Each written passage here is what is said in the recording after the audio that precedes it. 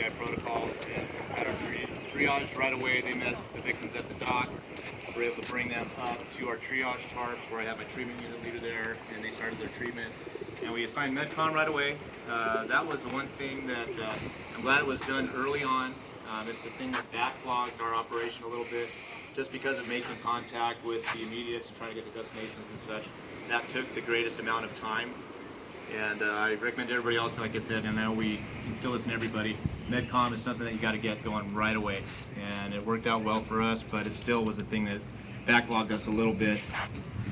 We also had a safety that we assigned later on, and we assigned a ground ambulance coordinator because we ended up having 37 victims that came through our collection point, and had to obviously coordinate all of the transports with that. Having the ambulance coordinator definitely helped with that transition as well, and utilized a van for all the miners, and that expedited their transport also. I thought that as far as an MSAC component of it, it went very, very well. I don't see any issues that we had, and that's pretty much it. About the Los Trancos division. Nope. Sure. First off, from Laguna Beach, we'd like to thank Newport Beach for hosting us. We know it is quite a deal to put on, and we're thankful that you're going to offer to do this again next year for us. Los Trancos Division, I'm Laguna Division 2, Laguna Beach. We were initially on the initial dispatch along with our Laguna Engine 1. And then I believe the IC asked what other additional resources we needed. We called for 3 additional engines. So we had Laguna Beach Engine 1, Fountain Valley, and 2 Orco engines down there. On our end, we were the receiving end of all the helicopters, so all the patients that came via air came down to us. We designated Orco Engine 25 as our LZ coordinator. And the things that worked well for us was when I looked at Fountain Valley and Orange County and the Laguna engine, and they were asked to do MCI protocols, they knew the positions, they knew exactly what to do. So on our end, kudos to the engine companies that were down there. Didn't have to tell them or direct them or do anything. I think it's a testament to Orange County Fire Services, how we work our MCI protocol. On the air ops, we did have some difficulties with some frequencies.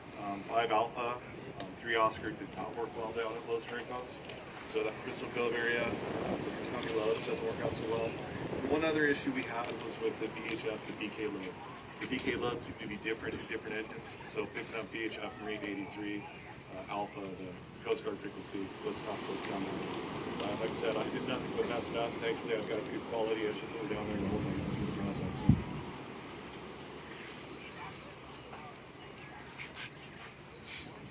Okay, while we're on Los Trancos, air ops.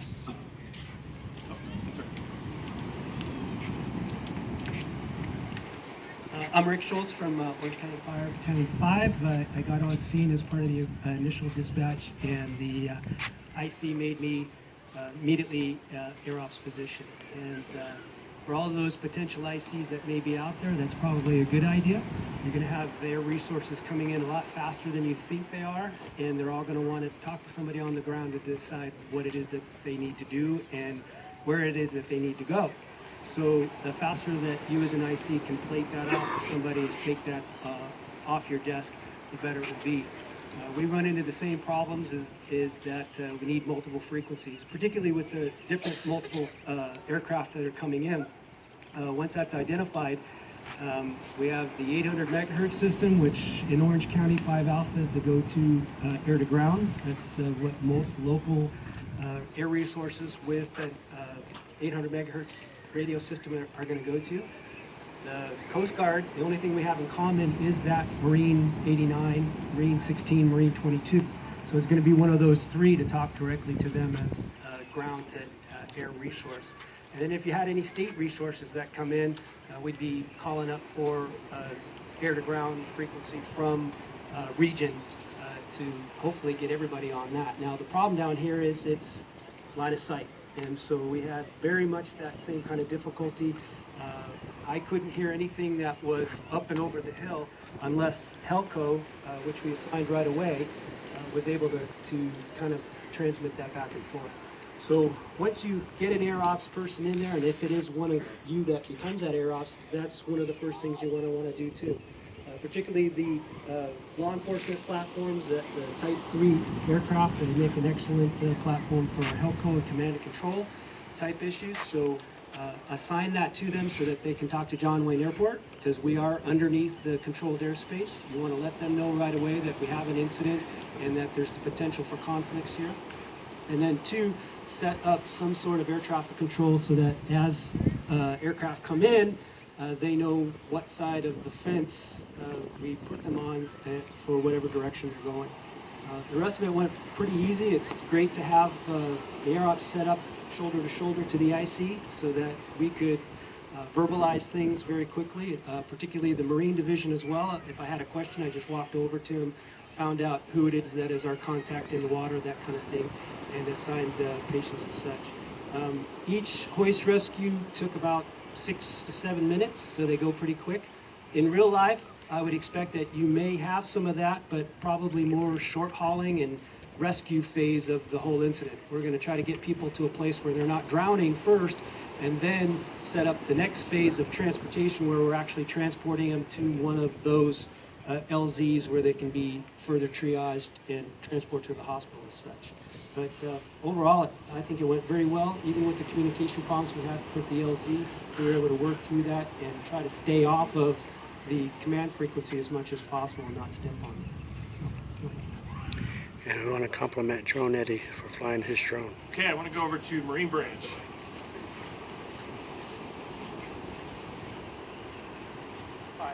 I'm Mike Alpine with the Newport Fire. I'm a lifeguard battalion chief, and I was in charge of the Marine Branch. Our part worked is a little more complex. It's not quite as far down the road in development as the fire service, but we had city lifeguards, state lifeguards, county lifeguards, harbor department as well, all working together. And that's probably the biggest challenge for us, is just making sure we have standard nomenclature. We had Wave 1 or RWC for that.